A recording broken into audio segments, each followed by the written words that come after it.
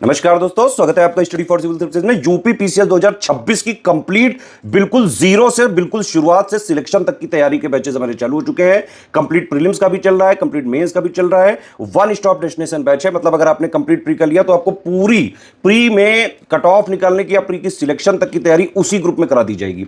Complete current affair भी मिलेगा, GS भी मिलेगा, टेस्ट सीरीज भी मिलेगा, बिल्कुल exact official syllabus latest and pattern के हिसाब से कंप्लीटली रिवाइज और अपडेटेड वाली जो अभी का नया पैटर्न चल रहा है उसके हिसाब से करंट अफेयर भी दिया जाएगा। यूपी बजट जो है, नॉर्मल बजट, सब कुछ जो भी प्री के लिए जरूरी है वो सब कुछ आपको प्री के कंप्लीट ग्रुप में मिल जाएगा। और सब कुछ जितना भी आपको मेंस में सिलेक्शन की तैयारी के लिए जरूरी है वो सब आपको मेंस के कंप्लीट पेड ग्रुप में मिल जाएगा।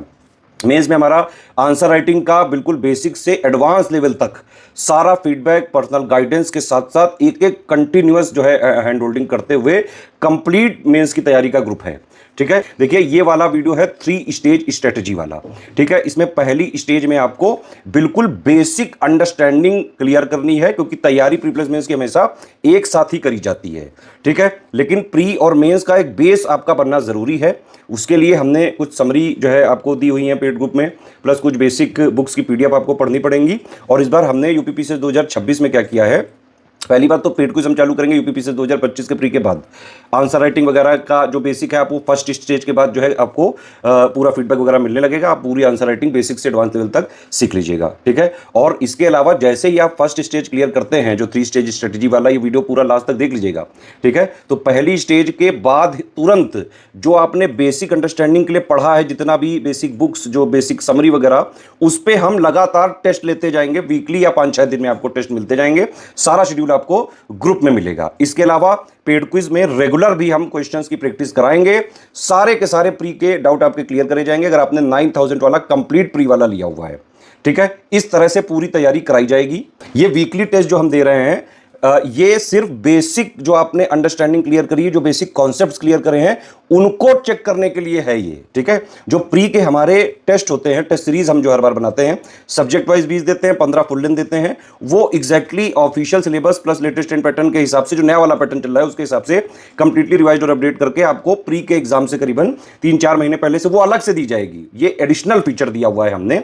और भी कई सारी चीजें आपकी पूरी सुविधा के लिए, पूरा वन स्टॉप डेस्टिनेशन इस बैच को बनाने के लिए कई सारी चीजें हम इसमें इंट्रोड्यूस कर रहे हैं। मेंस में भी कंप्लीट आंसर राइटिंग का बेसिक भी सिखाया जाएगा, प्रीवियस ईयर क्वेश्चंस की एनालिसिस वगैरह का भी जो है सब कुछ मिलेगा आपको 7800 वाले ग्रुप में। एसे की intensive writing, answer writing practice का भी ग्रुप हमारा चल रहा है, आप उसको भी जो है जरूर उसमें फॉलो करते रहिएगा। हिंदी का भी कंप्लीट जो है आपको पूरा मटेरियल दिया जाएगा, वीडियो भी दिए जाएंगे रिकॉर्डेड, और प्लस टेस्ट सीरीज भी कराई जाएगी, बाकायदा उसका मॉडल आंसर भी दिया जाएगा, कंप्लीट चेकिंग भी किया जाएगा, फीडबैक भी दिया जाएगा, आंसर राइटिंग और जो है पर्सनल गाइडेंस भी, एक एक चीज जो है उसमें इन्वॉल्व होकर किया जाएगा। उतना किया जाएगा जितने से आप यूपी पीसीएस 2026 में सिलेक्शन ले सकते हैं। तो ये वाला बैच अगर आपने ज्वाइन किया, कंप्लीट प्री और कंप्लीट मेंस, यूपी पीसीएस 2026 की तैयारी बिल्कुल आपको सिलेक्शन तक की करनी है, तो आप कंप्लीट प्री वाला बैच ले लीजिए और कंप्लीट मेंस वाला बैच ले लीजिए, और कंप्लीट एग्जाम तक स्ट्रिक्टली जो भी ग्रुप में दिया जाए बस उतना ही फॉलो करना है। इसके अलावा अलग से कोई बुक, कोई मैगजीन, कोई टेस्ट सीरीज, कोई करंट अफेयर कुछ भी नहीं लेना है।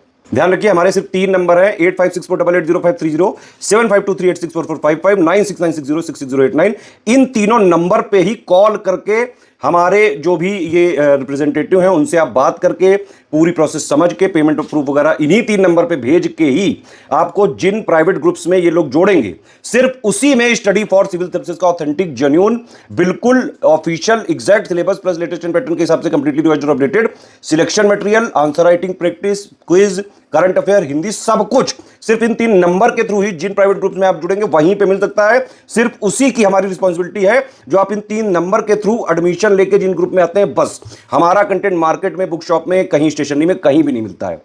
ठीक है, तो पूरी तैयारी यूपी पीसीएस 2026 की करनी है। ये वाला वीडियो पूरा देखिए शुरू से लेकर लास्ट तक और स्ट्रिक्टली फॉलो करना चालू करिए जो जो चीजें बताई मैंने अभी तक। वर्ष 2025 में होने वाले अपर पीसीएस प्रीलिम्स एग्जाम के लिए और मेंस एग्जाम के लिए स्टडी फॉर सिविल सर्विस का पेड ग्रुप ऑलरेडी रनिंग है। कई सारे स्टूडेंट्स की डिमांड आई थी कि 2026 के लिए भी अभी से ग्रुप शुरू किया जाए। हम हमेशा ही करीब 10 महीने 12 महीने पहले से जो अगला आने वाला प्रीलिम्स होता है उसका ग्रुप शुरू कर देते हैं, लेकिन काफ़ी सारे स्टूडेंट्स की डिमांड आ रही थी कि 2026 के लिए भी ग्रुप शुरू किया जाए। कुछ लोग अगले साल ग्रेजुएट होने वाले हैं, 2026 के लिए टारगेट कर रहे हैं। कई सारे लोगों ने ग्रुप ज्वाइन भी किया है। ये वाला आप सभी का बहुत बहुत स्वागत है। सबसे पहला और सबसे इंपॉर्टेंट वीडियो है ये आपका स्ट्रैटेजी वीडियो है। इसको शुरू से लेकर आखिर तक पेशेंस के साथ देखिएगा। थोड़ा सा बड़ा हो सकता है, लेकिन आपके सारे डाउट्स यहाँ पर क्लियर हो जाने वाले हैं। स्ट्रैटेजी वीडियोस को शुरू से लेकर आखिर तक आपको देख लेना है, जिससे आपको समझ में आए क्या करना है, कैसे करना है, कैसे आपको 2026 के लिए एक लॉन्ग टर्म स्ट्रैटेजी बनानी चाहिए, बेसिक कैसे कवर करना है, कैसे कैसे आगे बढ़ा जाएगा, सब कुछ इसमें बताया जाएगा। 2026 के प्रीलिम्स के लिए पहला ग्रुप है। फर्स्ट ग्रुप वालों को हमेशा ही फ़ायदा मिलता है। मैं आपको एग्जाम्पल के माध्यम से बताता हूँ। जैसे 2025 के लिए जो प्रीलिम्स अभी तक हुआ भी नहीं है, उसके लिए हमारा ग्रुप सबसे पहला वाला शुरू हुआ था जनवरी से, और जनवरी 2025 से नहीं, जनवरी 2024 से शुरू हुआ था। 23 जनवरी 2024 से पहला हमारा ग्रुप शुरू हुआ था 2025 प्रीलिम्स वाला, वो अभी भी रनिंग है। आई रिपीट, ये ग्रुप अभी भी रनिंग है। सबसे पहला ग्रुप जो चल रहा था अभी भी चल रहा है। यहाँ पर करंट अफेयर वगैरह साझा किए जा रहे हैं, पेड क्विज के सपोर्ट के रूप में सारे क्वेश्चंस मिल रहे हैं। डाउट क्लियरेंस अभी भी रनिंग है 2024 में शुरू हुए इस ग्रुप के लिए, 2025 के प्रीलिम्स के लिए। और सारी टेस्ट सीरीज यहाँ पर दी जा रही हैं। जो भी नए ग्रुप को मिल रहा है वो पुराने ग्रुप को भी मिल रहा है। तो जो पहले ग्रुप ज्वाइन करते हैं उनको हमेशा ही फ़ायदा मिलता है। हमारे ग्रुप आगे भी चलते रहेंगे, हर मंथ या हर जो कह सकते हैं 3 मंथ में 2 बार आपको आगे ग्रुप्स देखने को मिलेंगे, लेकिन जो पहला ग्रुप ज्वाइन करते हैं उनको मैक्सिमम बेनिफिट हमेशा ही मिलता है। ठीक है, तो ऐसे ही लॉन्ग टर्म तक ये ग्रुप चलने वाला है। अभी 2025 का भी प्रीलिम्स नहीं हुआ है, 2026 के लिए अभी आपके पास लंबा समय है। इस लंबे समय को बिना गंवाए एक प्रोडक्टिव तैयारी कैसे कर सकते हैं, इसके बारे में पूरी स्ट्रैटेजी रहेगी। और इस बार जो प्रीलिम्स ग्रुप जैसे चलते हैं स्टडी फॉर सिविल सर्विस के, उसके तरीके में भी आमूलचूल परिवर्तन किया गया है। इस कोर्स को इस तरीके से डिज़ाइन किया गया है कि ग्रेजुएशन कंप्लीट करने वाले हर छात्र को सहजता महसूस हो। वो एकदम से ये ना सोचें कि हम किस फील्ड में आ गए हैं या फिर बहुत डिफिकल्ट लग रहा है, कई सारे लोगों को लगता है। तो पहले एकदम बेसिक से, जीरो से शुरुआत करते हुए ABCD जो प्रीलिम्स की है, या फिर कह सकते हैं सिविल सर्विसेज की उत्तर प्रदेश में जो ABCD है, उससे शुरुआत करते हुए एडवांस लेवल तक धीरे धीरे इसको आगे बढ़ाएंगे, जिससे कि 2026 का प्रीलिम्स जब तक आने वाला होगा आप अपने आप को बिल्कुल तैयार महसूस करेंगे। आपको फेज वाइज पूरा स्टडी मटेरियल मिलेगा। अभी बेसिक करना है, बेसिक में क्या क्या करना है, शुरू के 45, 50, 60 दिवस की स्ट्रैटेजी क्या होगी, उसके बारे में बात करेंगे इसी वीडियो में। ये ग्रुप सभी लोग ले सकते हैं। मैं आपको बताऊं, प्रतिदिन आपको 6-7 घंटे यहाँ पे लिखा है, लेकिन शुरुआत में तो इतना नहीं देना है। शुरुआत में 4, 4.5, 5 घंटे भी सफिशिएंट होंगे। जो लोग वर्किंग प्रोफेशनल्स हैं वो भी अपने काम के बाद समय निकाल सकते हैं 4, 4.5 घंटे का। हाउसवाइफ्स भी समय निकाल सकती हैं, और जो रेगुलर स्टूडेंट्स हैं उनको तो लाभ मिलेगा ही। ठीक है, जो नए लोग हैं, खासकर जो नए नए तैयारी में उतरे हैं, उनके लिए ग्रुप स्पेशली फोकस किया गया है। और कुछ ऐसे भी लोग जिनका कह सकते हैं बेसिक नहीं कवर है। कई सारे लोग तैयारी में कूद जाते हैं, इधर उधर का मार्केट का मटेरियल ले जाते हैं, लेकिन कई बार जो है वो फॉल्स होप में जाते हैं कि उनका प्रीलिम्स हो जाएगा।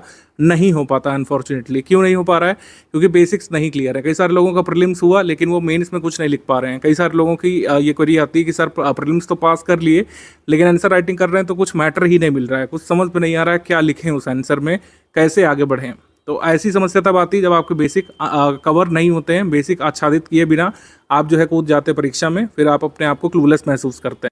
तो एकदम बेसिक बुक से आगे बढ़ते हुए यहाँ पर आपको पूरी स्ट्रैटेजी बताएंगे। सबसे पहले स्टडी फॉर सिविल सर्विसेज के 2026 पेड ग्रुप के फीचर्स डिस्कस कर लेते हैं, फिर आगे हम लोग मूव करेंगे मेन स्ट्रैटेजी पर।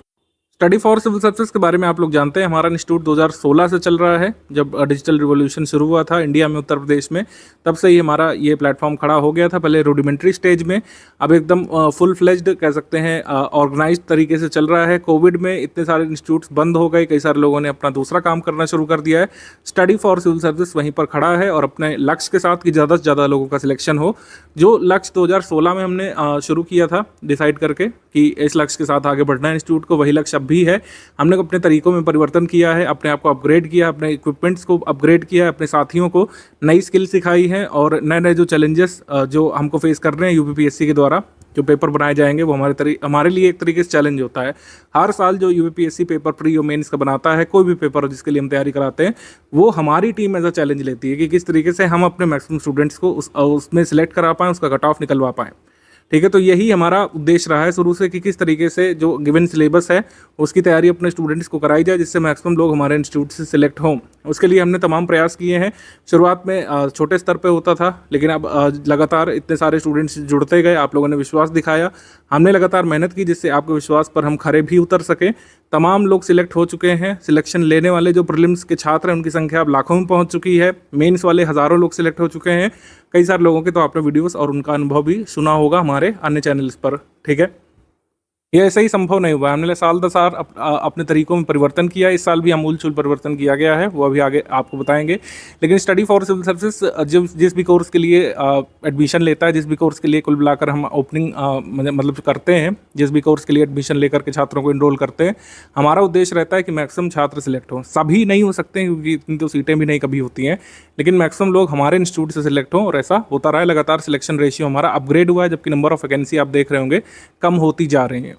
स्टडी फॉर सिविल सर्विसेज क्यों वर्क करता है, मतलब क्यों जो है दूसरों से आगे है और क्यों स्टडी फॉर सिविल सर्विसेज को आपको ज्वाइन करना चाहिए, इसका कारण मैंने लिखा है ये डायग्राम बना करके।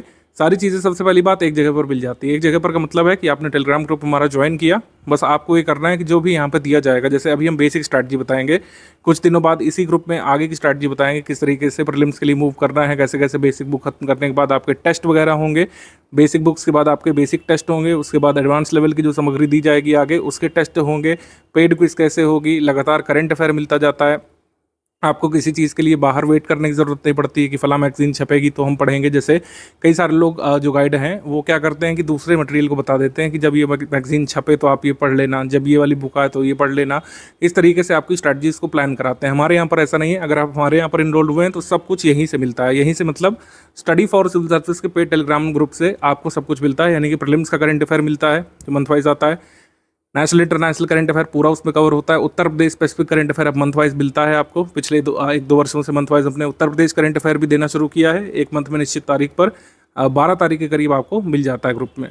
करंट अफेयर के अलावा जीएस की पूरी प्रिपरेशन यहाँ पर होगी, शुरुआत बेसिक लेवल पर, फिर प्रीलिम्स ओरिएंटेड लेवल पर, फिर एडवांस लेवल पर टफ क्वेश्चंस के लिए आपको तैयार कराया जाएगा। सारा डेटा सेट जो भी होता है, कई सारे डेटाज आपको तैयार करने पड़ते हैं। जैसे जनगणना भी शुरू हो चुकी है अगली वाली, खैर उसके फैक्ट तो बहुत दिन बाद आने की संभावना है, लेकिन जितना भी डेटा वगैरह होता है, नई रिपोर्ट्स जो आती हैं उसके एसोसिएटेड फैक्ट्स, टाइमली अपडेट्स, सारे जो जरूरी होते हैं वो यहाँ पर मिल जाते हैं आपको। हमारे प्रैक्टिस रिसोर्सेज सबसे इनरिच्ड है। हमने देखा है कि कई सारे लोग भले ही हमारा पेड ग्रुप ना ज्वाइन करें, एकदम लास्ट में एग्जाम आने पर स्टडी फॉर सिविल सर्विसेज की प्रैक्टिस रिसोर्सेज पर मैक्सिमम ट्रस्ट करते हैं। जैसे इस समय आर का एग्जाम ही ले लें आप, जो अभी हाल में हुआ था, उसमें सभी ने स्टडी फॉर सिविल सर्विस की टेस्ट सीरीज परचेज की थी, चाहे लीगल माध्यम से चाहे लीगल माध्यम से।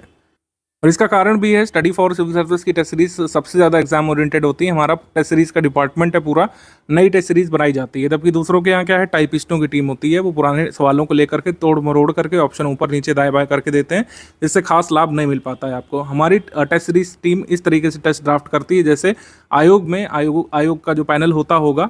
अब ये प्रक्रिया तो ट्रांसपेरेंट है नहीं जो हम बता पाएँ, लेकिन आयोग जिस तरीके से अपना काम करता होगा हमारे हिसाब से, जो एग्जामिनर्स का पैनल होगा वो अपने अपने क्वेश्चन ड्राफ्ट करते होंगे, वैसे ही हमारा टेस्ट सीरीज डिपार्टमेंट नए क्वेश्चन ड्राफ्ट करता है हमेशा ही, ठीक है, जिससे मैक्सिमम बेनिफिट आपको मिलता है। सबसे जो ज़रूरी टॉपिक्स होते हैं उसकी प्रैक्टिस हम इतनी बार करा देते हैं कि उससे जो क्वेश्चन पूछे जाते हैं प्रीलिम्स में आप कर ले जाते हैं और आपका कट ऑफ निकल जाता है। और सबसे ज़रूरी चीज़ है कमिटमेंट। हमारा सपोर्ट लॉन्ग टर्म के लिए होता है। जैसे ये ग्रुप अभी हम शुरू कर रहे हैं, पहला ग्रुप 2026 का, आप देखेंगे कि 12 महीने, 16 महीने, 17 महीने बाद भी हमारी वही एनर्जी रहेगी, वही हमारा कमिटमेंट रहता है। बार बार आपसे फ़ी चार्ज नहीं की जाती है। अगर एग्ज़ाम 1-2 महीने टल भी जाता है, जैसे एग्ज़ाम ये टला है 2025 वाला, पहले जल्दी होना था लेकिन अब ये टल गया है, ऐसे ही कई बार एग्ज़ाम टल जाते हैं 2-3 मंथ के लिए, तो हम अपना सपोर्ट जारी रखते हैं हमेशा ही। जहाँ तक फिजिबल होता है study for civil service team अपना सपोर्ट मेंटेन करती है, ठीक है। अब आर का एग्ज़ाम जैसे कैंसिल हुआ था तो बहुत लॉन्ग टर्म के लिए टल गया था, तो उसमें हमने जो है कुछ नए चेंजेस किए थे, मतलब डिस्काउंट पर लोगों को एनरोल किया था। लेकिन यूपीपीएससी में आज तक भी ऐसा नहीं हुआ है कि एग्ज़ाम टला हो। इवन कोविड में आप देखेंगे एग्ज़ाम 5-6 महीने के लिए आगे बढ़ गया था, लेकिन हमारा सपोर्ट बिना किसी फीस के जारी रहा था और हमने कोविड वाले के बाद के एग्ज़ाम की पूरी तैयारी कराई थी, प्रीलिम्स में और मेंस में भी। तो हमारा सपोर्ट लॉन्ग टर्म तक रहता है। जो हमारा कमिटमेंट फीस लेने के दिन है वही हमारा 16 महीने बाद, 17 महीने बाद भी रहता है। हमारे टीचर्स आपको डाउट क्लियरेंस ग्रुप में उसी तरीके से एंटरटेन करते हैं जैसे डे 1 में, वैसे डे नंबर 1000, मतलब डे नंबर कह सकते हैं 180वें में, या फिर डे नंबर जो है कह सकते हैं 400वें में। जब 12-14 महीने बीत जाएंगे तब भी हमारा वैसा ही सपोर्ट और वैसे की वैसे एनर्जी बनी रहती है। आपकी एनर्जी भले ही डाउन हो जाए, आप भले ही अपने लक्ष्य से इधर उधर दाएं बाएं हो जाए, लेकिन हमारा सपोर्ट हमेशा बना रहता है। हमारे टीचर्स आपको डाउट बताएंगे, हमारा करंट अफेयर रेगुलर बेसिस पर आएगा। आपके टेलीग्राम ग्रुप में जो भी नए अपडेट्स होंगे, जो भी नया स्टडी मटेरियल होगा, वो टाइमली अपडेट किया जाता रहेगा, ठीक है। Consistent support through out your journey बना रहता है। आपकी यात्रा में हम हमेशा साथ दिखेंगे आपको। आप भले ही यात्रा से इधर उधर हो जाएं, आप भले ही जो है पढ़ाई छोड़ दें कि कुछ और करने लगे, जब तक हमारा कमिटमेंट होता है जिस भी कोर्स के लिए, वो हमारा कोर्स चलता रहता है लगातार, ठीक है। तो इसी तरीके से 2016 से हम लोग चला रहे हैं, साल दर साल जो एग्ज़ाम की डिमांड होती है उसको पूरा करने के लिए minor changes here and there पूरे कोर्स में किए जाते हैं, लेकिन हमारा मॉडल वही है कि कमिटमेंट रहेगा, जो भी कमिटमेंट किया गया है उसको पूरा किया जाएगा और पूरा प्रयास हमारी टीम करेगी कि आपका कट ऑफ निकले। अगर आप पढ़ेंगे, हमारा पढ़ाया हुआ एग्ज़ाम में आता है, आपका कट ऑफ ज़रूर निकलेगा। हम लगातार प्रयास करेंगे, आप लगातार पढ़ते जाइए तो कट ऑफ ज़रूर निकलेगा। तो जैसे हमने आपको बताया वो यहाँ पर लिखा भी हुआ है, वन स्टॉप डेस्टिनेशन के फॉर्म में रहेगा। कंप्लीट स्टडी मटेरियल आपको मिलेगा, prelims oriented recorded video lectures बाद में मिलेंगे, टेस्ट सीरीज मिलेगी, प्रीलिम्स ओरिएंटेड कुछ नोट्स भी मिलेंगे आगे चल करके, पीवाईक्यू कंपाइलेशन मिलेगा। सिर्फ यहीं पर जो पीवाईक्यू कंपाइलेशन मिलेगा वही पढ़ना पड़ेगा बाहर से, बल्कि पीवाईक्यू कंपाइलेशन हम लोग नहीं देते हैं कभी, ना रिकमेंड करते हैं, ना बाहरी कोई मैगजीन रिकमेंड करते हैं।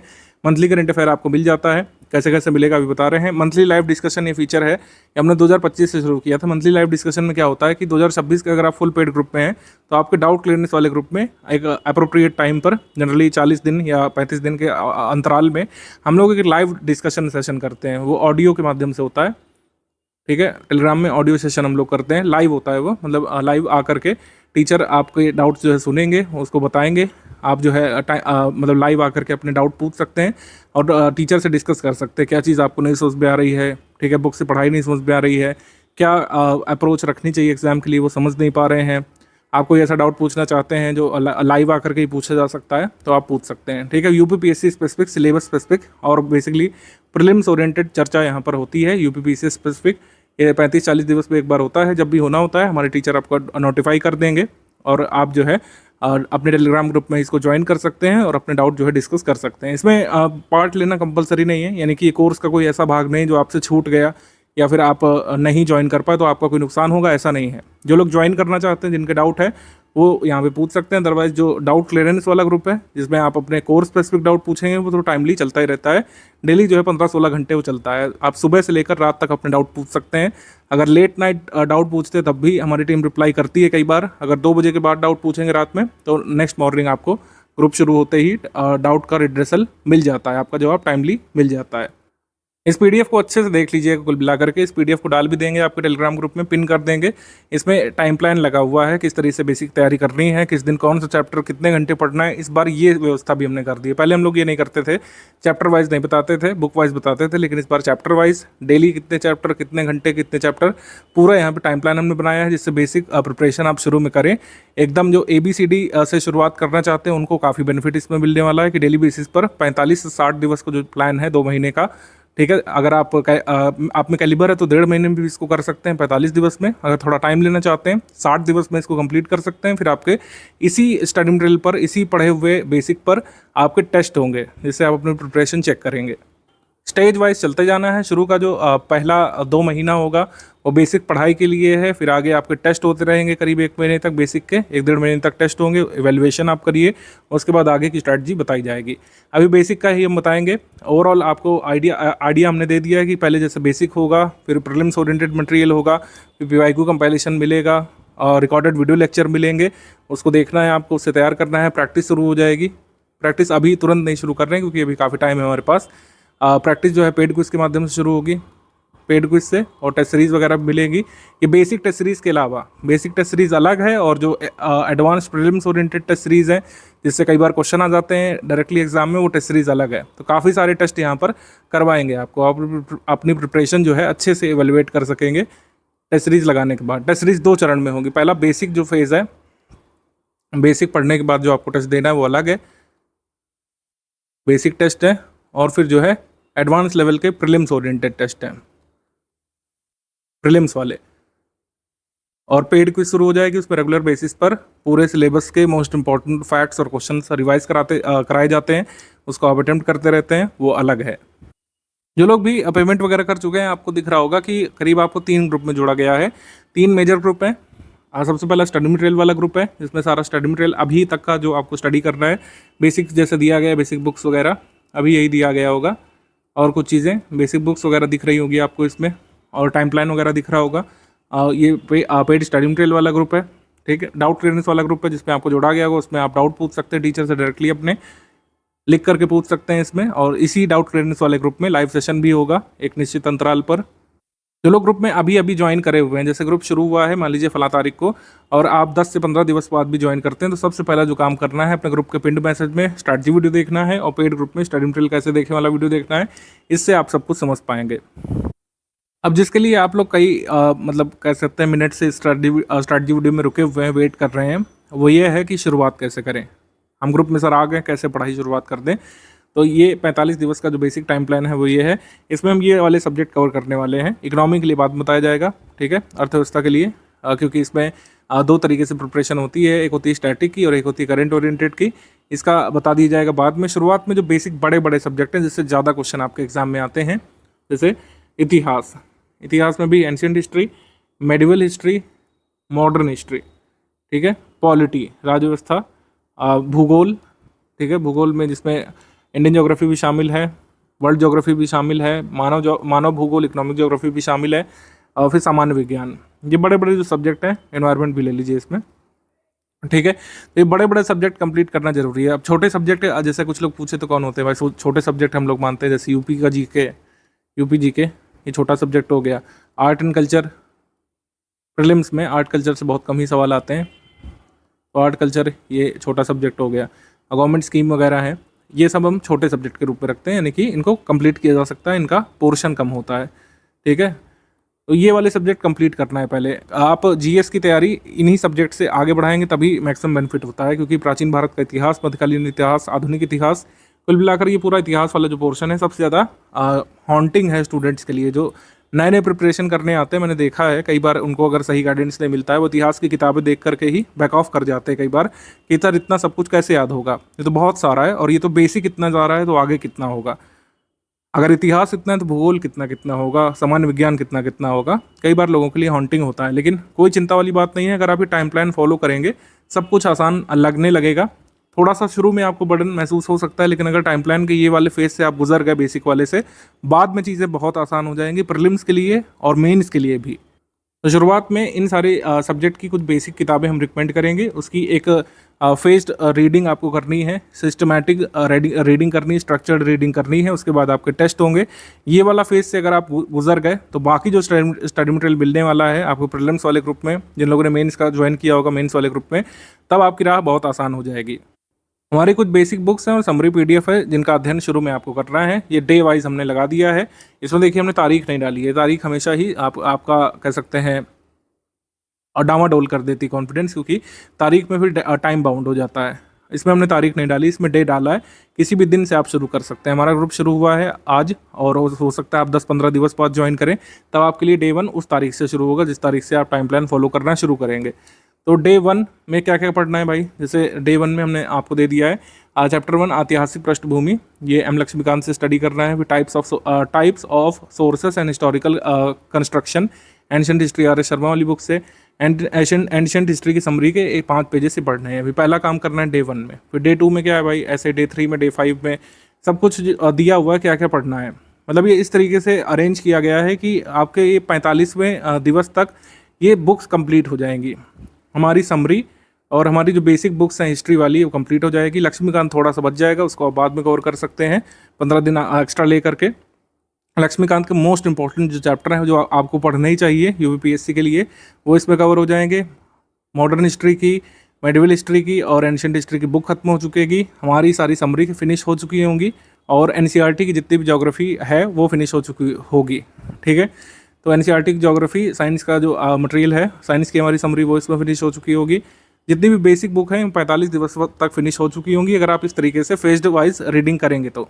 अब आपको लग रहा होगा कि सर ये तो कोई भी कर सकता था, कोई भी बंदा टाइम प्लान बना सकता था, चैट जीपीटी से हम कह देते थे, प्रॉम्प्ट दे देते तब भी बन जाता है। इसका महत्व क्या है? इसका महत्व ये है कि अगर आप हमारे ग्रुप में आकर के ये 45 दिवस फेज वाइज स्टडी करेंगे बेसिक बुक्स की, आगे की राह बहुत आसान हो जाने वाली है। आगे फिर ये नहीं लगेगा कि सर ये मेंस का सिलेबस नहीं समझ में आ रहा है, सर ये आंसर राइटिंग नहीं समझ में आ रही है, इसमें क्या चीज़ है, आर्ट कल्चर में क्या क्या आता है, जो कह सकते हैं मॉडर्न इंडिया वाला टॉपिक है, कहाँ से शुरू होता है, कहाँ खत्म होता है। ये जो छोटे छोटे डाउट्स रह जाते हैं लोगों के, इतना सब कुछ पढ़ने के बाद भी वो नहीं रहेंगे। पर प्रीलिम्स के बाद आप मेंस का जब स्टडी मटेरियल उठाएंगे, स्टडी फॉर सिलेबस का फैमिलियर लगेगा, स्मरण करना आसान रहेगा, आत्मसात करना आसान रहेगा, आंसर राइटिंग की शुरुआत करना आसान रहेगा। और सिर्फ इतना ही नहीं है कि टाइम प्लान बन गया है, 45 से 60 दिवस तक ये फॉलो करने के बाद आपके बेसिक टेस्ट भी होंगे। बेसिक टेस्ट होंगे, जिससे आप ये कंफर्म कर पाएंगे कि जो आपने 45 दिवस दिए वो कितने फ्रूटफुल रहे, आप क्वेश्चन कर पा रहे हैं कि नहीं। क्योंकि जो टेस्ट होंगे बेसिक वाले इसी स्टडी मटेरियल पर आधारित रहेंगे।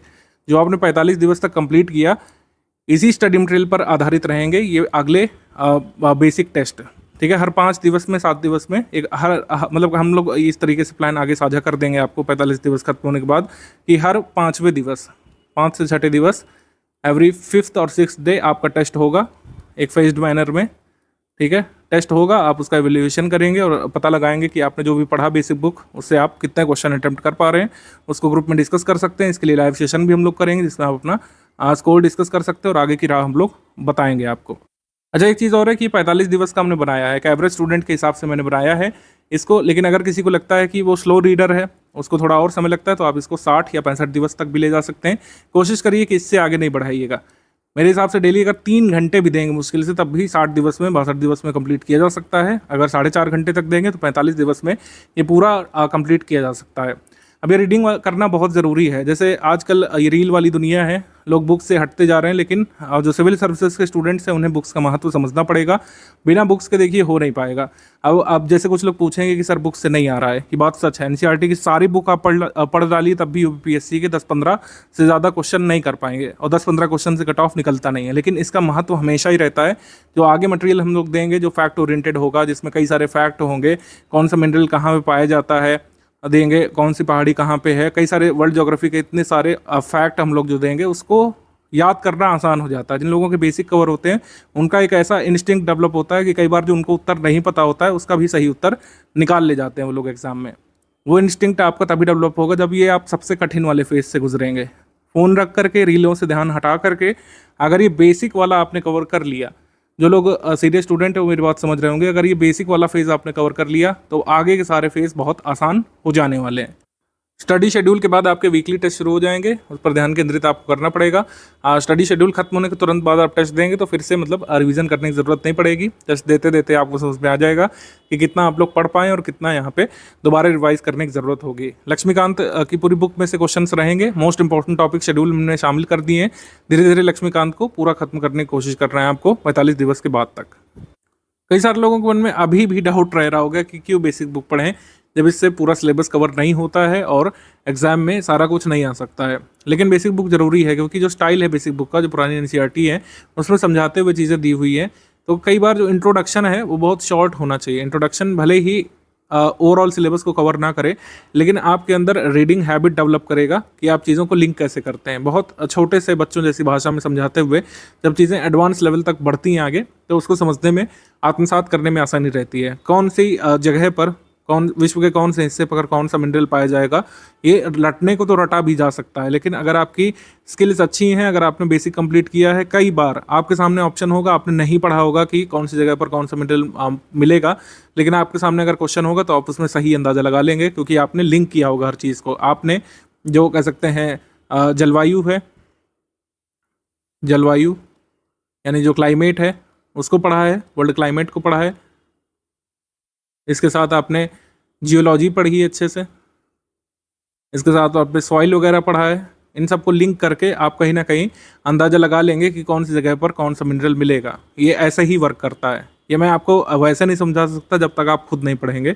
अगर आपने पढ़ी हैं हिस्ट्री की सारी बुक्स, कई बार आप कठिन से कठिन क्वेश्चन भी सही कर ले जाएंगे बिना पूरा फैक्ट पता हुए। अब जैसे पूछेंगे कि किस राजा का कौन सा पुत्र था, वो तो नहीं कर पाएंगे, लेकिन कई बार कठिन वाला सवाल जैसे प्रशासनिक व्यवस्था के बारे में पूछा जाता है, या फिर चीज़ों को लिंक करके पूछा जाता है हिस्ट्री में, प्रथाओं के बारे में, सामाजिक प्रथाओं के बारे में, आप उसको आंसर कर ले जाएंगे। अभी भी कुछ क्वेश्चन हैं जो एनसीईआरटी से डायरेक्टली हो सकते हैं, सरप्राइजिंगली आपको शायद ना पता हो। मैंने पूरी एक लिस्ट बनाई थी इस वीडियो को बनाने से पहले, पिछले 4-5 वर्षों के पेपर को देखते हुए, कि कौन कौन से क्वेश्चन डायरेक्टली अभी भी एनसीईआरटी से किए जा सकते हैं। पिछले करीब 4 साल के पेपर को एनालाइज मैंने किया था और इन क्वेश्चंस की लिस्ट बनाई थी जो डायरेक्टली अभी भी एनसीईआरटी बुक्स पढ़ करके किए जा सकते हैं। ठीक है, जैसे ये वाला आप सवाल ले लीजिए, कौन सी हिमालयन पर्वत श्रेणी में स्थित नहीं है। तो अगर आपको सिर्फ ये पता होता कि ऐसे नाम वाले पर्वत ज़्यादातर जो है ये साउथ इंडिया में है, या फिर हम लोग कह सकते हैं सतपुड़ा के नीचे ही मिलेंगे, ऐसे नाम वाले पर्वत सतपुड़ा के नीचे मिलेंगे। हमसे पूछा है हिमालयन पर्वत श्रृंखला श्रेणी में कौन कौन शामिल हैं। तो अगर आपने ये 2 एलिमिनेट कर लिए तो ये 2 आंसर आप कर सकते थे, इसका आंसर डी वाला आप निकाल सकते थे। ऐसे ही कई सारे प्रश्न हैं ये वाले देखिए, ये तो डायरेक्टली एनसीईआरटी के फैक्ट पे आधारित है। पहला वाला, भारत छठा सबसे बड़ा देश है, कितना एरिया कवर करता है, पूरी तरीके से ट्रॉपिक जोन में आता है कि नहीं आता है। ये वाले क्वेश्चन डायरेक्टली एनसीईआरटी से किए जा सकते थे। ये वाला रक्त में ब्लू बेबी सिंड्रोम किससे होता है, या डायरेक्टली गिवन है। विटामिन वाला जो केमिस्ट्री में जो कह सकते हैं हम पढ़ते हैं, विटामिन वाले में साफ साफ दिया हुआ एनसीईआरटी में कि ह्यूमन बॉडी सारे विटामिन को सिंथेसाइज नहीं कर पाती, हमको कुछ स्पेसिफिक फूड कंज्यूम करने होते हैं अपनी डाइट में, जिससे हमारे गट में यानी हमारी आंतों में जो बैक्टीरिया होते हैं वो विटामिन सिंथेसाइज करते हैं। ठीक है, तो इस कंसेप्चुअल क्वेश्चन को कर सकते थे आप। ऐसे ही जलवायु वगैरह वाला चैप्टर अगर आपने पढ़ा हो और रिन्यूएबल एनर्जी रिसोर्सेज वाला चैप्टर पढ़ा हो तो इन वाले क्वेश्चंस को कर सकते थे। ठीक है, अगर आपने थोड़ा बहुत जो कृषि वाला चीज़ें कंप्लीट की हैं तो ये अंदाज़ा लगा सकते थे कि कौन सी क्रॉप कहाँ पे देखने को मिलेगी। एग्रीकल्चर, साइंस और इन्वायरमेंट वगैरह को लिंक करके कई सारी चीज़ें जो एनसीईआरटी में चैप्टर्स के फॉर्म में दी हैं, उससे काफ़ी फ़ायदा आपको ना सिर्फ प्रीलिम्स में मिलता है बल्कि मेंस में भी। ये क्वेश्चन आप कर सकते थे। ये मुगल साम्राज्य मूल रूप से सैनिक राज्य था, ये अवधारणा दी है एनसीईआरटी में। ठीक है, क्योंकि मुगल जो है थियोक्रेसी पर आधारित राज्य नहीं था। मुगल कह सकते हैं administration what not based on theocracy. ठीक है, राज धर्म पर आधारित नहीं था, सैनिक राज्य था और मनसबदारी सिस्टम के हिसाब से यहाँ पे सैनिकों को नियुक्त किया जाता था।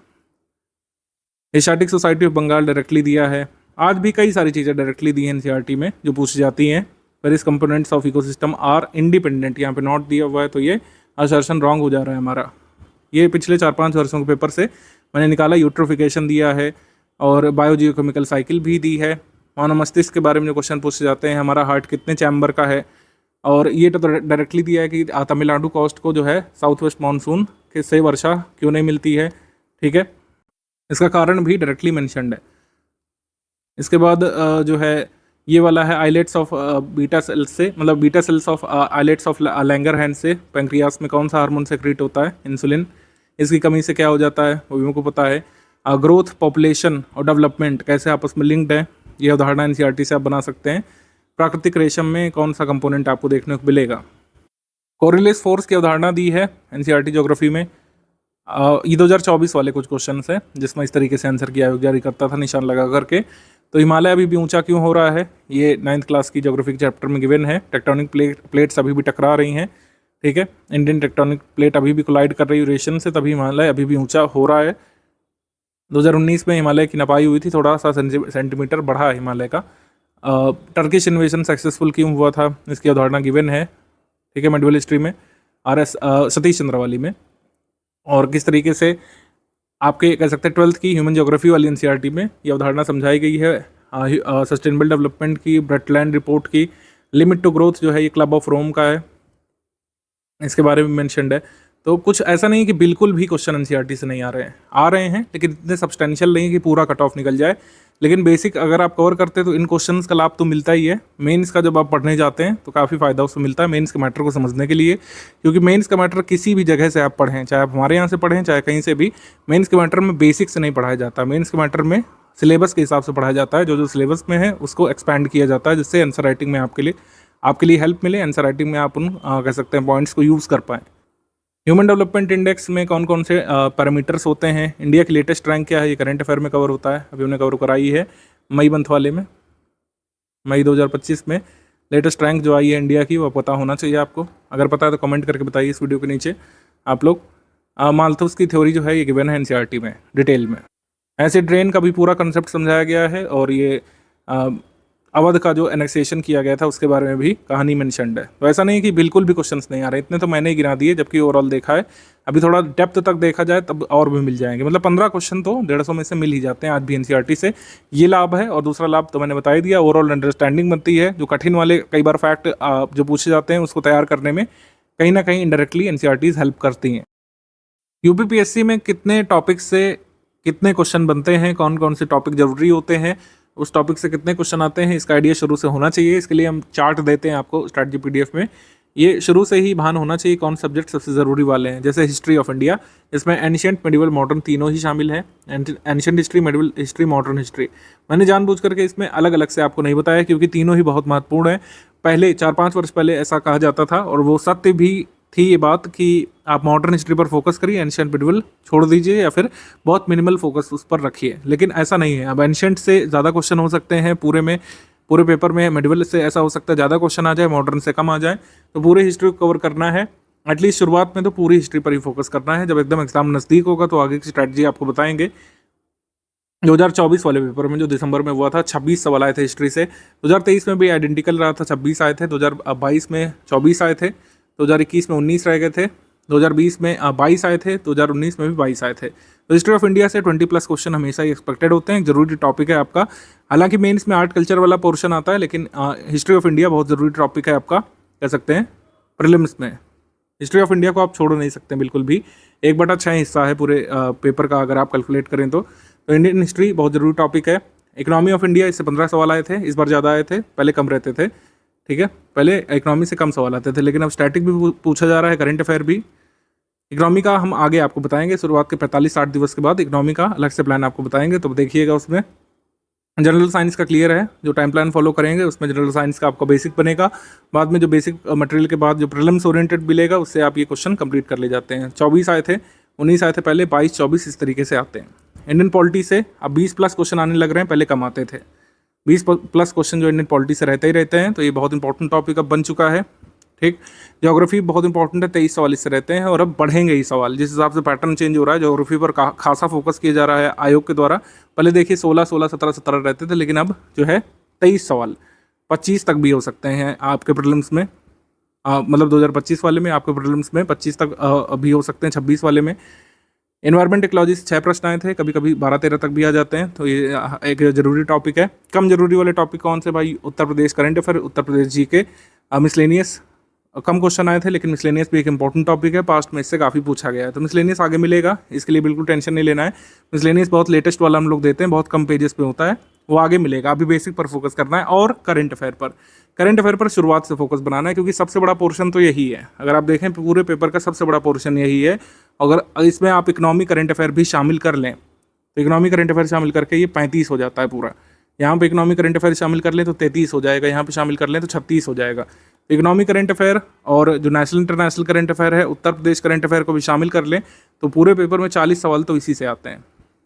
कैसे कवर होगा ये हमने आपको जीएस वाले के लिए तो बता दिए बेसिक, कि जैसे जैसे टाइम प्लान है वैसे वैसे फॉलो करना है 45 से 60 दिवस तक। उसके बाद बेसिक टेस्ट देना है। जीएस के लिए तो सॉर्टेड है। अब करंट अफेयर कैसे कैसे करना है, कैसे कैसे कराया जाएगा ग्रुप में, इसको देख लेते हैं। करंट अफेयर कैसे कैसे मिलेगा? करंट अफेयर आपको डेली बेसिस पर भी मिलेगा। जो लोग हमारे 6500 वाले ग्रुप में, 9000 वाले ग्रुप में आए हैं, मतलब आप टोटल स्टडी मटेरियल वाले ग्रुप में आए हैं और फुल पेड ग्रुप में आए हैं, तो डेली करंट अफेयर मिलेगा, मंथ वाइज करंट अफेयर भी मिलेगा, उत्तर प्रदेश करंट अफेयर भी मिलेगा। ठीक है, जो लोग केवल स्टडी मटेरियल वाले ग्रुप में आए हैं, कह सकते हैं 4000 वाले में, उनको शायद जो है डेली बेसिस पर करंट अफेयर ना मिल करके डेली का मंथली कंपाइल करके मिलेगा। जो भी आपके कोर्स की डिटेल है उसमें देख लीजिएगा। मतलब जो लोग फुल पेड ग्रुप में हैं उनको डेली करंट अफेयर मिलेगा, मंथली करंट अफेयर मिलेगा, डेली का मंथली कंपाइल करके मिलेगा मेन स्पेसिफिक के लिए, और उत्तर प्रदेश करंट अफेयर भी मिलेगा। मतलब टोटल करंट अफेयर यहीं से मिल जाएगा, आपको कहीं से कुछ भी पढ़ने की जरूरत नहीं पड़ेगी। ये बात सच है, कुछ लोग रिकमेंड करते हैं कि आपको पेपर खुद से पढ़ना चाहिए, लेकिन यूपीपीएससी की ऐसी अभी कोई डिमांड नहीं है कि आपको खुद से न्यूज़पेपर एनालिसिस करना चाहिए। जो लोग यूपीएससी की तैयारी करते हैं वो लोग अपने न्यूज़पेपर वाला अपने हिसाब से देख सकते हैं। इसके लिए अलग से न्यूज़पेपर पढ़ने की ज़रूरत नहीं पड़ेगी। कुछ लोग हिंदी न्यूज़पेपर रिकमेंड करते हैं कुछ लोगों को, उसको भी अवॉइड करिए। फोकस करिए कि आपको जो डेली करंट अफेयर मिलेगा स्टडी फॉर सिविल सर्विस का, उसको आप कंप्लीट कर लें। मेरे हिसाब से शुरुआत में 50 मिनट, फिर धीरे धीरे करके आप 25-22 मिनट तक लाइएगा अपनी टाइम ड्यूरेशन को, कि इतने में आपको डेली करंट अफेयर कंप्लीट कर लेना है। डेली करंट अफेयर को याद नहीं करना है, ध्यान रखिएगा। जैसे न्यूज़पेपर को हम लोग याद नहीं रखते हैं, याद करना हमारा औचित्य नहीं होता है, जानकारी इकट्ठा करना औचित्य होता है। डेली न्यूज़पेपर को पढ़ने का उद्देश्य जो होता है, वैसा ही उद्देश्य आपको हमारा डेली करंट अफेयर पढ़ते समय रखना है, कि आपको याद नहीं करना है, आपको बस अंडरस्टैंडिंग बनानी है, आपको बस खुद को इन्फॉर्म्ड रखना है। तो डेली करंट अफेयर और मंथली करंट अफेयर में अंतर क्या होता है, इसको पहले से एक बार कवर कर लेते हैं। मंथली करंट अफेयर में 2 प्रकार के पीडीएफ हम लोग देते हैं।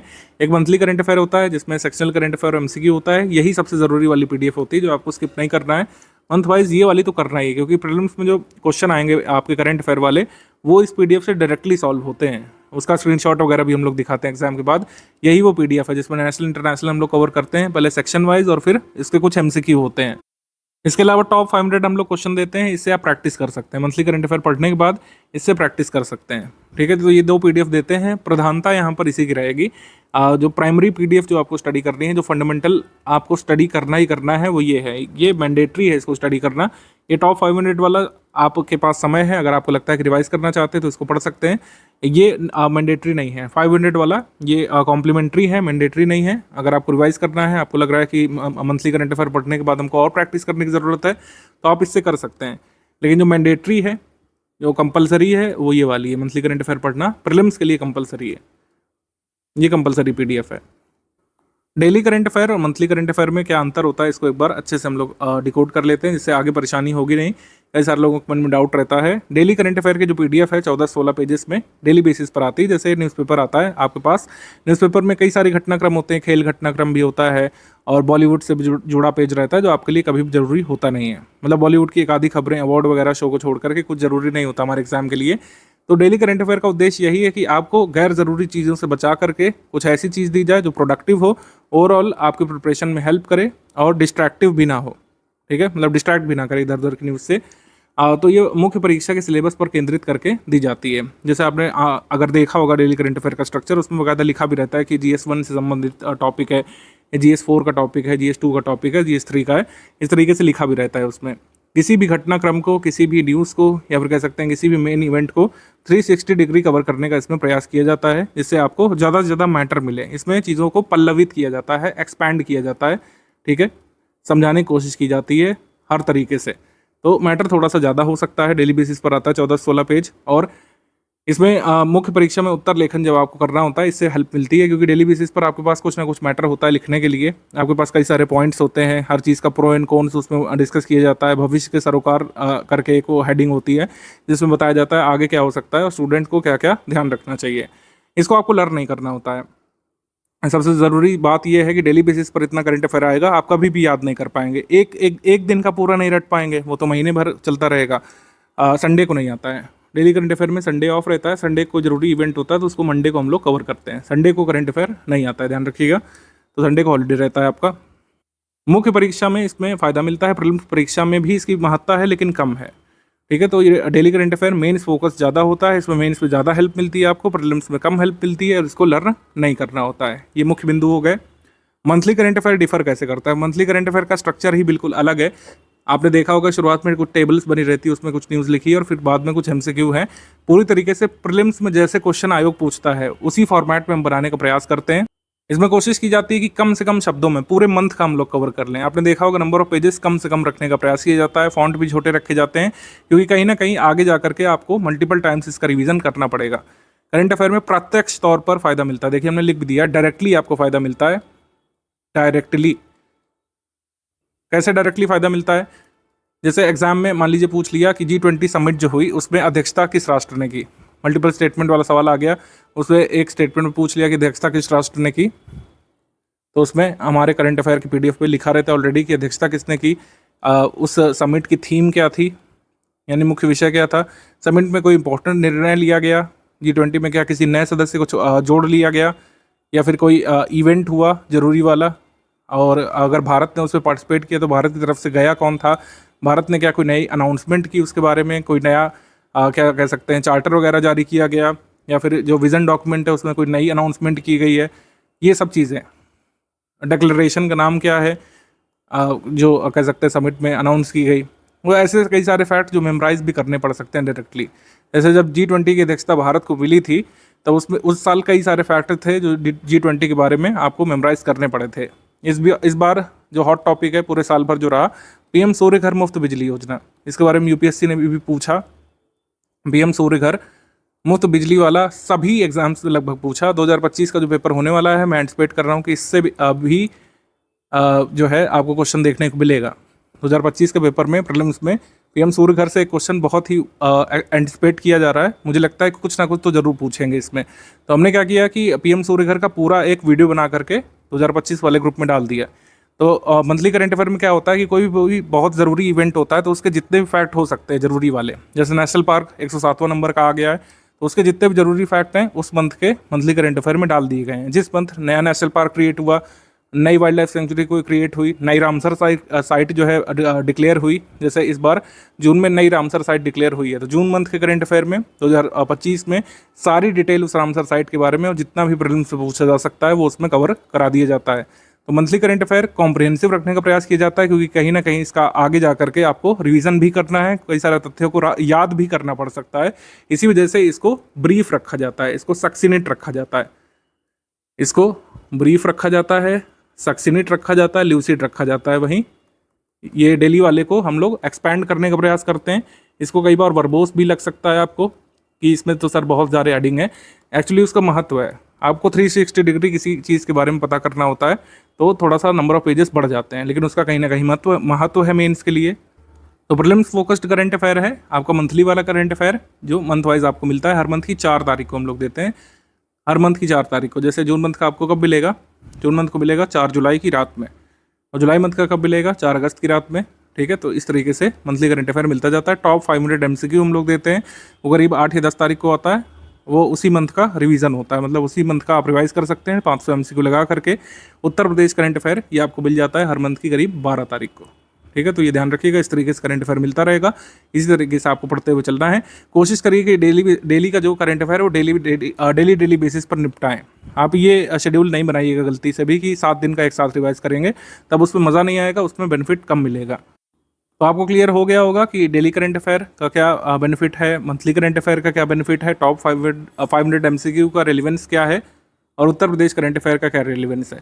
उत्तर प्रदेश करंट अफेयर हर बार ऐसा देखा गया है कि कई बार GS का रेलिवेंस होता है, मतलब उत्तर प्रदेश की GK कई बार ज़्यादा पूछी जाती है, किसी साल करंट अफेयर ज़्यादा पूछा जाता है। जैसे इस साल यूपी करंट से कम सवाल आए थे, या फिर बहुत ही कम सवाल आए थे कह सकते हैं। 2025 वाले में ऐसा हो सकता है 4-5 प्रश्न आ जाए। तो एक एग्जाम में 4-5 प्रश्न अगर आप सही निकालना चाहते हैं तो उत्तर प्रदेश करंट अफेयर को लगातार फॉलो करना चाहिए मंथ वाइज। और अगर नहीं भी आता है, मान लीजिए कि आपको नहीं भी आता है सवाल प्रीलिम्स में उत्तर प्रदेश करंट अफेयर से नहीं मिलता है, तो मेंस में जो GS 5 और 6 पेपर है उसके लिए हेल्प करता है। कई सारे फैक्ट आपको इसमें मिल जाते हैं GS पेपर 5 और 6 के लिए, क्योंकि यूपी स्पेशल तो पढ़ना ही डिटेल में GS 5 और 6 में, तो उससे अभी आप अपडेटेड रहते हैं उत्तर प्रदेश करंट अफेयर से। पेड क्विज की जानकारी बाद में दी जाएगी, क्योंकि अभी बेसिक आपको कंप्लीट करना है। तुरंत ही सारी चीज़ें नहीं शुरुआत करेंगे, अदरवाइज आप लोग पैनिक मोड पे चले जाते हैं। और ये बात सही भी है कि पहले पढ़ाई फिर प्रैक्टिस, यही सही तरीका है। अभी आप जो है पढ़ाई करिए, आप डेली जो है आपको 4.5 घंटे करीब निकालने पड़ सकते हैं। सब कुछ अगर धीरे धीरे स्लोली भी अगर करेंगे तो, और अगर आप प्रो हैं तो 3 घंटे में भी हो जाएगा। अगर आप बीच में ब्रेक लेते हैं, हफ्ते में ब्रेक हो जाते हैं आपके, तब भी 5 घंटे में ये टारगेट कंप्लीट किया जा सकता है। उसके बाद जो है बेसिक टेस्ट आपके होंगे, फिर इवैल्यूएशन होगा, और फिर आगे की जानकारी हम आपको देंगे कैसे कैसे क्या क्या करना है। करंट अफेयर जैसे कुछ लोग पूछेंगे किस मंथ से किस मंथ तक का करना है, तो देखिए अभी क्लैरिटी नहीं है।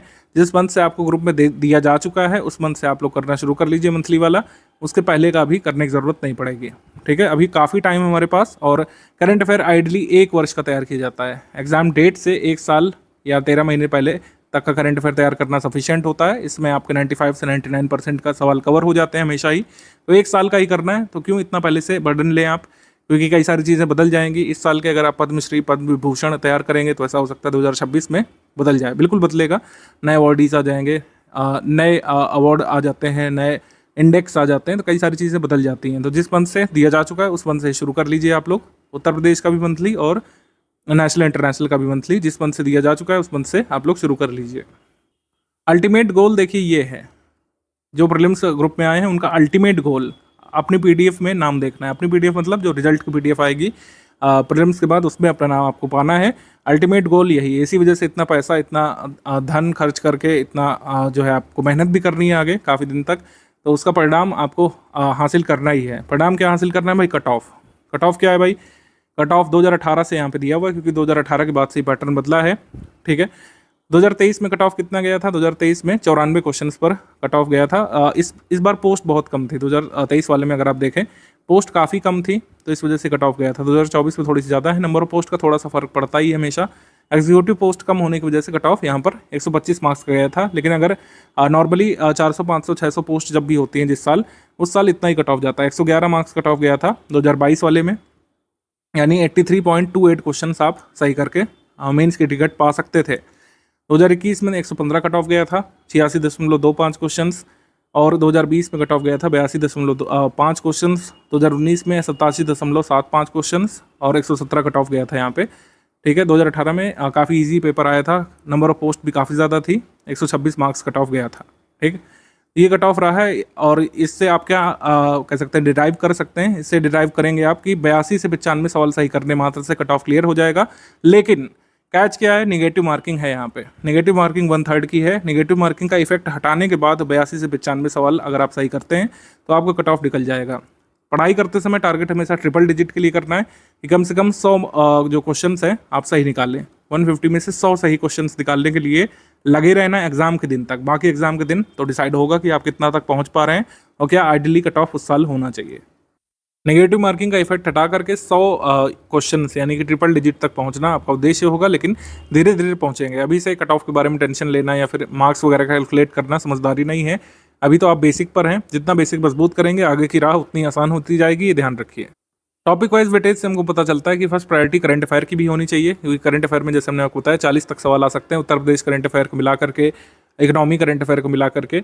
हिस्ट्री फिर सेकंड प्रायोरिटी यहाँ पे होनी चाहिए, क्योंकि हिस्ट्री ऐसा टॉपिक है जिसमें अगर आप ज़्यादा क्वेश्चन से निकालते हैं तो दूसरों से आगे निकल जाते हैं, ठीक है। जनरल साइंस थर्ड प्रायोरिटी है, फिर इंडियन पॉलिटी है, फिर जो है ज्योग्राफी है, ठीक है। ज्योग्राफी काफ़ी बड़ा टॉपिक भी है, जिसका बेसिक नहीं कवर होता तो उनको 2 सब्जेक्ट में काफ़ी दिक्कत होती है, एक हिस्ट्री ऑफ इंडिया और एक geography.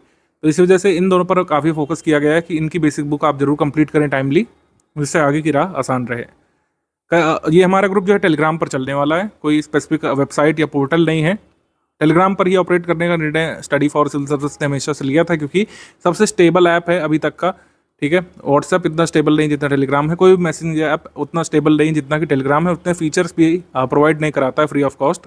Telegram free of cost version में भी काफ़ी सारे फीचर्स अवेलेबल हैं और उसका लाभ लीजिए आप लोग, जैसे लाइव सेशन का और जो PDF साइज़ का 2 GB तक का आप डेटा डाउनलोड कर सकते हैं एक फाइल में। तो काफ़ी स्टेबल ऐप है, इसमें ज़्यादा क्रैशेस इसमें नहीं होते हैं। लेकिन अब यूज़र बढ़ते जा रहे हैं तो कई बार ऐप में दिक्कतें आती हैं। उस दिक्कतों का सामना कैसे करना है और परेशान नहीं होना है, इसके बारे में भी लिख दिया है। कई बार आपका ग्रुप लोड नहीं होता है तो आप लोग जो है हमारी टीम को फ़ोन करने लगते हैं। इसको करने के बजाय ये कुछ स्टेप्स आप पहले कर लिया करिए, ट्रबल शूट कर लिया करिए। पहले इंटरनेट कनेक्शन अपना चेक करिए, एरोप्लेन मोड में डाल करके फिर जो है डेटा ऑन करिए। कई बार इससे सही हो जाता है, कई बार डिवाइस को रिस्टार्ट करने से सही हो जाता है, कई बार जो कैश मेमोरी है उसको हटाना पड़ता है, कई बार स्टोरेज बहुत ज़्यादा भर जाता है आपका टेलीग्राम में तो स्लो चलने लगता है या फिर लोड होने में देर लगाता है। तो क्या करना है, टेलीग्राम सेटिंग पे जाना है, डेटा एंड स्टोरेज सेटिंग पे जाना है, ठीक है। स्टोरेज डेटा पर जाना है, उसमें कैश मेमोरी पूरी क्लीन कर लेना है। ऐसे होगा क्या कि जो भी आप स्टोर किए होंगे अपने मोबाइल में वो हट जाएगा। आपको दोबारा डाउनलोड करने का ऑप्शन आएगा, लेकिन दोबारा डाउनलोड करने के बाद कोई दिक्कत नहीं होती है। कई बार टेलीग्राम को अनइंस्टॉल भी करना पड़ सकता है, क्योंकि कई बार बग आ जाता है उसमें। बग कैसे हटेगा, जब आप पूरा उसको हटा देंगे ऐप को और फिर उसको इंस्टॉल करेंगे। कई सारे लोग पूछते हैं कि सर क्या अनइंस्टॉल करने से पूरा हमारा डेटा चला जाएगा? ऐसा नहीं होता है। आप अनइंस्टॉल करके फिर से इंस्टॉल करिए। जिस नंबर से आपने रजिस्टर किया है हमारे टेलीग्राम ग्रुप में, उसी से फिर लॉगिन कर लीजिए, सारा डेटा वापस आ जाता है। कोशिश करें कि टेलीग्राम को प्ले स्टोर से या फिर अपने एप्पल के ऐप स्टोर से, आईपैड के ऐप स्टोर से लेटेस्ट वर्जन में अपडेट रखें, जिससे आगे कोई दिक्कत ना हो। CSAT के लिए अभी स्टडी मटेरियल हमने नहीं दिया है। CSAT का कंप्लीट स्टडी मटेरियल और टॉपिक वाइज जो प्रीवियस ईयर पेपर हैं वो अभी हम बाद में देंगे। GS के लिए भी प्रीवियस ईयर पेपर हम कुछ दिन बाद आपको साझा करेंगे, सब कुछ कंपाइल करके। अभी जो है आपको बेसिक पर फोकस करना है। बेसिक पर फोकस करने के बाद आपको बेसिक टेस्ट देने हैं। बेसिक टेस्ट के बाद exam oriented test, prelims oriented test भी होंगे आगे, उसका डिटेल आपको मिलेगा बाद में। प्रीवियस ईयर क्वेश्चन का जो कंपाइलेशन है वो स्टडी फॉर सिविल सर्विस आपको ग्रुप में देगा, और वो कब से पढ़ना है हम बता देंगे, उस हिसाब से आप लोग चालू करिएगा। और जो मार्केट में जो PYQ कंपाइलेशन मिल रही है उनसे कतई दूर रहना है आपको, खासकर अपने एग्जाम की इनिशियल प्रिपरेशन में कतई उससे दूर रहिएगा। अगर आप ग्रेजुएट हुए हैं और आपको कोई ये फलाने किताबें सजेस्ट कर रहा है कि PYQ कंपाइलेशन आप ले आइए मोटे मोटे, और उससे पढ़ डालिए, गलती करेंगे आप लोग निश्चित तौर पर। कभी भी आपके बेसिक मजबूत होंगे नहीं और मेंस में खासी दिक्कत आने वाली है। ये मोटे मोटे PYQ कंपाइलेशन 2016 में या फिर 2014 या उससे पहले रेलिवेंट होते थे, जब मेंस का पेपर भी ऑब्जेक्टिव होता था। अब इसका महत्व नहीं रह गया है। PYQ किस तरीके से पढ़ना चाहिए और कौन कौन से मिथक या मिथ एसोसिएटेड हैं PYQ से, उसको क्लियर कर लेते हैं यहाँ पे शॉर्ट में। मैं यहाँ पर किसी को डिफेम करने के लिए या फिर किसी की स्ट्रैटेजी को कह सकते हैं नीचा दिखाने के लिए नहीं आया हूँ, या फिर हमें ये नहीं कहना है कि हमारी स्ट्रैटेजी सर्वश्रेष्ठ है, लेकिन लॉजिक के साथ यहाँ पर समझते हैं कि PYQ कंपाइलेशन क्यों नहीं पढ़ना चाहिए। PYQ हमें सिलेबस को समझने में हेल्प करता है, ये सही बात है, और PYQ हमेशा ही देखना चाहिए। जैसे हमने आपको कुछ PYQ दिखाए थे कि कैसे NCERT हेल्प करती है सॉल्व करने में हमारे पेपर को, PYQ के माध्यम से मैं आपको समझा पाया। पीवाईक्यू कई बार हेल्प करते हैं सिलेबस को समझने में, क्योंकि सिलेबस जो है यूपीपीएससी का आधे पेज में लिख करके आयोग देता है, उससे कई बार चीज़ें नहीं अंडरस्टैंड कर पाते हैं आप लोग। ये बात सच है कि पीवाईक्यू से हमें काफ़ी कुछ अंदाज़ा पड़ जाता है कि क्या पूछा जाएगा, कौन कौन से टॉपिक्स जरूरी हैं। जैसे पॉवर्टी वाला टॉपिक जरूरी है, हमको पीवाईक्यू से अंदाज़ा लग जाता है। पीवाईक्यू से हमें ये पता चलता है कि किस विषय में किस हद तक प्रश्न बन सकते हैं, किस विषय से कितने प्रश्न बन रहे हैं, किस हद तक कितनी डेप्थ तक प्रश्न बन रहे हैं, कि अगर आयोग जो है हिमालय से पूछेगा तो क्या क्या तक पूछ सकता है, हिमालय के कितने अंदर आयोग पूछ सकता है, ठीक है। डेक्कन प्लेट्यू जो है उसमें कितने तथ्य पूछ सकता है, या फिर हिस्ट्री ऑफ इंडिया है, मुगल प्रशासन से क्या क्या किस हद तक पूछ सकता है, कितनी गहराई तक सवाल बन सकते हैं, ये हमको भान हो जाता है। और पीवाईक्यू से बढ़िया कोई समझा नहीं सकता है। सबसे जो मिथ है एसोसिएटेड कि 10 साल के पीवाईक्यू कंप्लीट कर लो, सिलेबस कंप्लीट, इससे बड़ा मिथ कोई नहीं है। इससे तो बिल्कुल दूर रहना है आपको, अदरवाइज आपकी प्रिपरेशन बहुत लंबी चलने वाली है। बिना कोई जो है कह सकते हैं परिणाम लाए बहुत लंबे समय तक प्रिपरेशन कर सकते हैं आप, अगर आप इस मिथ को फॉलो करेंगे कि पीवाईक्यू कंप्लीट कर लो पिछले 10-20 साल के। पीवाईक्यू से ये सब लाभ मिलते हैं, लेकिन पीवाईक्यू से आप कंप्लीट नहीं कर पाएंगे सिलेबस। पीवाईक्यू के सोल्यूशन और एक्सप्लेनेशन वाली जो बुक्स आती हैं उसको कंप्लीट करने से सिलेबस कंप्लीट होता है, ऐसा नहीं होता है कभी, और कभी हुआ नहीं है। पीवाईक्यू से मिलते जुलते सवाल आ जाते हैं, ये लाई ऑफ द सेंचुरी है। पीवाईक्यू से इंस्पायर्ड सवाल होते हैं लेकिन बहुत कम होते हैं, और पीवाईक्यू से आजकल जो सवाल बन भी रहे हैं वो काफ़ी टफ लेवल के बन रहे हैं, मतलब 5-6 पीवाईक्यू को मिला करके सवाल बन रहा है, जिससे कुछ लाभ ज़्यादा नहीं होता है। पीवाईक्यू बहुत सारे रिपीट होते हैं, ऐसा नहीं है, ठीक है। बेसिक कॉन्सेप्ट रिपीट होते हैं, पीवाईक्यू नहीं रिपीट होते हैं ज़्यादा, ये ध्यान रखिएगा। यूपीपीएससी 2026 के ग्रुप में जो लोग आए हैं तो इसका मतलब है काफ़ी आप एंथुसियास्टिक हैं एग्ज़ाम को क्लियर करने को लेकर के, कि आपने इतना लॉन्ग टर्म बैच ज्वाइन किया है। लेकिन ज़रूरी है कि कंसिस्टेंसी आपकी बनी रहे। पहले दिवस तक जो उत्साह रहता है वो डे नंबर 300 तक या डे नंबर 600 तक भी बना रहे तो अच्छा रहता है, तभी आपको लाभ मिलता है। कंसिस्टेंसी बहुत ज़रूरी है, निरंतरता बहुत ज़्यादा ज़रूरी है एग्ज़ाम क्लियर करने के लिए, यूपीपीएससी जैसे एग्ज़ाम को क्लियर करने के लिए, जिसका सिलेबस काफ़ी बड़ा है। आपको पेशेंस भी बनाए रखना पड़ेगा। कई बार लोगों की आस छूट जाती है कि अरे सर बहुत टाइम लग रहा है, ऐसा कैसे होगा, कई सारे सवाल गलत होंगे, पढ़ने के बाद भी टेस्ट सीरीज में सवाल गलत निकलेंगे। आपको पेशेंस बनाए रखना है, हार्डवर्क करते रहना है, कंसिस्टेंसी बनाए रखनी है, और बिलीफ अपने ऊपर रखना है, फोकस करते हुए कि हम जो पढ़ रहे हैं सही दिशा में काम कर रहे हैं, चीज़ें सुधरेंगी धीरे धीरे। ऐसा हो सकता है कि लगातार पढ़ने के बाद भी बेसिक टेस्ट में आप कम स्कोर कर पाएँ, क्योंकि बेसिक टेस्ट हमारी टीम थोड़ा सा टफ लेवल का ही बनाती है, जिससे आप लोग कंप्लेसेंट ना हो जाएं। तो ये नहीं सोचना है कि हमारे बहुत कम नंबर आ रहे हैं। अगर आप 50, 55, 60% भी स्कोर करेंगे टेस्ट में तो इसका मतलब है कि आपकी पढ़ाई सही दिशा में रही है और उस हिसाब से आगे बढ़ते जाना है। कुछ लोग यहाँ पे सवाल करते हैं कि सर लंबे समय तक रिटेन करने के लिए हम क्या कुछ स्ट्रैटेजी अपना सकते हैं। तो मैं हमेशा कहता हूँ कि आप अपने हिसाब से स्ट्रैटेजी बनाइए। कुछ लोगों के लिए नोट मेकिंग वर्क करता है। नोट मेकिंग कुछ लोग करते हैं अपने डिजिटल डिवाइस में, आजकल नोट मेकिंग करने लग रहे हैं। तो नोट मेकिंग आप चाहें तो कर सकते हैं, चाहें तो आप जो है मल्टीपल टाइम्स रिवीजन वाला फॉर्मूला अपना सकते हैं। दोनों ही फॉर्मूला वर्क करता है। कई सारे लोगों ने बिना नोट्स बनाए अपना पूरा प्रीलिम्स क्लियर किया है मल्टीपल टाइम्स रिवीजन से, और कई सारे लोग नोट्स भी बनाते हैं, नोट्स से भी उनका काफ़ी फ़ायदा मिलता है। तो दोनों ही में से कोई मेथड आप अपना सकते हैं, दोनों के अपने अपने फ़ायदे नुकसान है। नोट मेकिंग में थोड़ा सा ज़्यादा टाइम लगता है, लेकिन ये काफ़ी इफेक्टिव तरीका है चीज़ों को लंबे समय तक रिटेन रखने का, याद रखने का। नोट मेकिंग में बस कोशिश करिए कि नोट्स आपके जो है रिलेवेंट रहें, शॉर्ट रहें।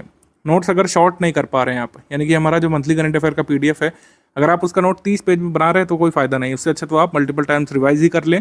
शॉर्ट नोट्स रखने की कोशिश करिए कि अगर आप 6 पेज में हमारे मंथली करंट अफेयर को नोट कर पा रहे हैं तो उसको नोट किया करिए। आप शॉर्ट रखिए, रिलेवेंट रखिए, और ऐसा रखिए कि आप उसको रिवाइज भी कर पाएँ। तो नोट्स जो है शॉर्ट और रिलेवेंट होने चाहिए, तभी आपको मैक्सिमम बेनिफिट मिलेगा। जैसे हिस्ट्री एक बहुत इन्फॉर्मेशन डेंस टॉपिक होता है, इसमें आपको सक्सिनेट नोट्स बनाने का प्रयास करना चाहिए। आप जरूरी नहीं कि यही चार्ट फॉलो करें जो मैं आपको दिखा रहा हूँ, आप अपने हिसाब से कोई भी मेथड अपना सकते हैं। कुछ लोग डायग्राम बनाते हैं, कुछ लोग जो है ग्राफ बनाते हैं, कुछ लोग कॉज इफेक्ट डायग्राम बनाते हैं, कुछ लोग सनरे डायग्राम इस्तेमाल करते हैं। किसी भी तरीके का आपको मेथड हो, आपके लिए वर्क करना चाहिए। जैसे हिस्ट्री में कोशिश करिए कि इस तरीके के डायग्राम बनाया करिए जिसमें ये क्लियर रहे कि पहले कौन सा इवेंट हुआ, बाद में कौन सा इवेंट हुआ। इसमें याद करने में आसानी रहती है। जो इन्फॉर्मेशन जो रिटेन रखनी है एग्जाम के लिए, उसको आप ब्लॉक में लिख सकते हैं या अलग से हाईलाइट करके रख सकते हैं। डेट्स वगैरह जरूर लिखिए हिस्ट्री में बीच बीच में, जिससे क्लियर रहे कि क्या क्रोनोलॉजी चल रही है। जैसे आंग्ल मैसूर युद्ध का ये नोट्स बनाया गया है, NCERT और बेसिक बुक से बनाया गया है। मतलब NCERT बेसिक बुक और स्टैंडर्ड बुक से मैंने बनाया है और मेजर सोर्सेज की हेल्प ली है। ज़रूरी नहीं कि सारी इन्फॉर्मेशन आपके नोट्स में आ जाए, जितना आपका कह सकते हैं सोर्स मटेरियल है। जैसे NCERT से जो भी आप समझें, NCERT का आप चैप्टर पढ़िए, हड़प्पन सिविलाइजेशन जो संबंधित है, आपके बुक में जो जो दिया हुआ है उसमें से आप नोट करिए। भले ही आपको लगे कि कुछ चीज़ें रह रही हैं, वो आगे कवर होंगी पूरे मटेरियल में, टेस्ट सीरीज से कवर होगी। कई सारे तथ्य आपको आगे मिलने वाले हैं, कोई टेंशन वाली बात नहीं है। लेकिन जितना आपको मिल रहा है, आप चाहें तो उसको नोट मेकिंग से आप तैयार करिए, चाहे मल्टीपल टाइम्स उसको रीड करके रिवाइज करके तैयार करिए। जो भी आप सिस्टम अपनाएं, यहाँ पे थोड़ा सा प्रोडक्टिव रहना चाहिए। कोशिश तो हमेशा करनी चाहिए कि कोई भी आप सामग्री पढ़ रहे हो, जैसे मैथ्स में नियम होता है कि खाली हाथ नहीं पढ़ा जाता है, पेन पेपर लेकर के पढ़ा जाता है, पेन नोटबुक लेकर के, वैसे ही जीएस में भी आदत बनाइए करंट अफेयर में कि कुछ कुछ चीज़ें आप जरूर नोट करते जाएं, ठीक है। इससे एक अच्छी हैबिट बनती है लिखने की, और ये आंसर राइटिंग में भी हेल्प करेगी आगे चल करके। अब जैसे कोई कंसेप्ट बताया जा रहा है, दिल्ली सल्तनत का एडमिनिस्ट्रेशन आप स्टडी कर रहे हैं सतीश चंद्रा में, उसमें आप नोट कर सकते हैं कि दिल्ली सल्तनत का शासन प्रशासन कैसा चलता था, क्या हायरार्की होती थी, सल्तनत को कितने भागों में डिवाइड करते थे। पहले जैसे प्रोविंस होते थे, ठीक है, प्रोविंसेस को इक्ता कहा जाता था, इक्तादार जिसका हेड होता था, और शिक होते थे या जो जिलों के समान होते थे, डिस्ट्रिक्ट के समान, शिकदार उसका हेड होता था, परगना ये आमिल इसको हेड करता था। गाँवों का समूह जो है ये 84 कई बार कहा जाता था। गाँव को जो है विलेज कहा जाता था, इसमें खुद मुकद्दम या चौधरी जो है रूल करते थे। मुगल एडमिनिस्ट्रेशन में गाँव के लिए एक विशेष टर्म भी दिया जाता था जिसको देह बोलते थे, देह या फिर डी कहा जाता था। तो ऐसे छोटे छोटे फैक्ट्स जो है आप लिख करके रख सकते हैं। मतलब ऐसी जगह रखिएगा कि आप रिवाइज भी करें, ऐसा नहीं नोट करना है कि वो कहीं खो जाए और कभी आपके काम ना आए। सारी चीज़ें नहीं नोट करिए, लेकिन कुछ कुछ चीज़ें आप नोट करिए। क्या क्या नोट करना है, जैसे कुछ लोग नहीं समझ पाते हैं कि नोट क्या करना है। नोट क्या करें सर, सारे कुछ इंपॉर्टेंट लग रहा है शुरू में, तो आप क्या काम करिए कि अभी आप मल्टीपल टाइम्स रिवीजन पर फोकस करिए। जब टेस्ट दे लेंगे, पीवाईक्यू कंपाइलेशन थोड़ा सा पढ़ेंगे, तो आपको समझ में आएगा कि इस तरीके से क्या चीज़ नोट करना होता है। तो बिल्कुल भी टेंशन वाली बात नहीं है, आप लोग पढ़ाई यहाँ पे शुरू कर लीजिए। आज से आपका ग्रुप शुरू होता है। बेसिक बुक का टाइमलाइन फॉलो करना शुरू करिए। शुरुआत में थोड़ा सा बर्डन सम लग सकता है, कोशिश करें कि हर 7 दिन में एक ब्रेक भी ले सकते हैं आप। 45 दिवस का टाइम प्लान है, ये हार्ड एंड फास्ट रूल नहीं है कि इसको 45 डेज में ही कंप्लीट करना है। अगर आपको लगता है 45 डेज में नहीं हो सकता, मैंने आपको कहा कि आप 60 दिवस तक इसको ले जाइए, 65 दिवस तक आप ले जाइए, 70 दिवस तक वर्स्ट केस में आप ले जाइए, लेकिन इसको कंप्लीट करिए। इसको कंप्लीट करे बिना अगर आप आगे बढ़ना चाहते हैं तो हमेशा ही कई बार खुद को पीछे महसूस करेंगे आगे के फेजेस में। 45 दिवस ये अगर आपने गुजार लिए बेसिक बुक्स के साथ, तो आगे की प्रिपरेशन काफ़ी आसान हो जाने वाली है। डाउट क्लियरेंस वाला ग्रुप हमारा शुरू होता है। कोई भी आपका डाउट है, आप डाउट क्लियरेंस ग्रुप में पूछना शुरू कर सकते हैं।